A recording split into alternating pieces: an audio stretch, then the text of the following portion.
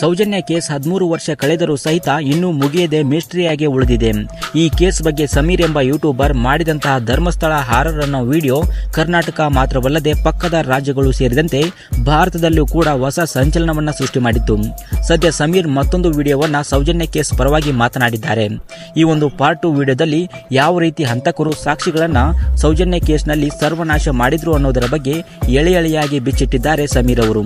ಹಾಗೆ ಪಾರ್ಟ್ 1 ವಿಡಿಯೋದಲ್ಲಿ ಯಾವ ರೀತಿ 1 ಕೋಟಿಗೂ ಅಧಿಕ ವೀಕ್ಷಣೆಯನ್ನ ವಿಡಿಯೋ ಪಡೆದುಕೊಂಡಿತ್ತು, ಆ ಒಂದು ವಿಡಿಯೋದಿಂದ ನಾನು ಯಾವುದೇ ಹಣವನ್ನ ಯೂಟ್ಯೂಬ್ನಿಂದ ಗಳಿಸಿಲ್ಲ ಅನ್ನೋದರ ಬಗ್ಗೆ ಪ್ರೂಫ್ ಕೂಡ ಒಂದು ಸಮೀರ್ ಅವರು ಈ ವಿಡಿಯೋದಲ್ಲಿ ಹಂಚಿಕೊಂಡಿದ್ದಾರೆ. ಹಾಗೆ ಪಾರ್ಟ್ 2 ವಿಡಿಯೋದ ಮಾನಿಟೈಸೇಷನ್ ಅನ್ನ ಸಹಿತ ಅವರೇ ಖುದ್ದಾಗಿ ಆಫ್ ಮಾಡಿ ಈ ಕೇಸನ್ನ ಮುಂದಿಟ್ಟುಕೊಂಡು ನಾನು ಯಾವುದೇ ಹಣವನ್ನ ಗಳಿಸೋದಿಲ್ಲ ಅಂತ ಬಹಿರಂಗವಾಗಿ ಹೇಳಿಕೊಂಡಿದ್ದಾರೆ. ಹಾಗೆ ಇಂದು ಮಾನ್ಯ ನ್ಯಾಯಾಲಯ ಸೌಜನ್ಯ ಪರವಾಗಿ ಹೋರಾಟ ಮಾಡಬಹುದು, ಯಾವುದೇ ಪೊಲೀಸ್ ಅಧಿಕಾರಿಗಳು ಈ ಒಂದು ಹೋರಾಟವನ್ನ ತಡೆಯುವಂತಿಲ್ಲ ಅಂತ ಆದೇಶ ಕೂಡ ಹೊರಡಿಸಿದ್ದೆ ಒಂದು ಮಾನ್ಯ ನ್ಯಾಯಾಲಯ. ಇದರ ಬಗ್ಗೆ ನಿಮ್ಮ ಅನಿಸಿಕೆ ಅಭಿಪ್ರಾಯವನ್ನ ತಪ್ಪದೆ ಕಮೆಂಟ್ ರೂಪದಲ್ಲಿ ತಿಳಿಸಿ. ಇನ್ನಷ್ಟು ಇದೇ ರೀತಿ ಅಪ್ಡೇಟ್ಗಳಿಗಾಗಿ ನಮ್ಮ ಚಾನೆಲ್ ಅನ್ನ ಸಬ್ಸ್ಕ್ರೈಬ್ ಮಾಡಿ ಮತ್ತು ಪಕ್ಕದಲ್ಲಿ ಕಾಣುವ ಬೆಲ್ ಐಕಾನ್ ತಪ್ಪದೆ ಕ್ಲಿಕ್ ಮಾಡಿ.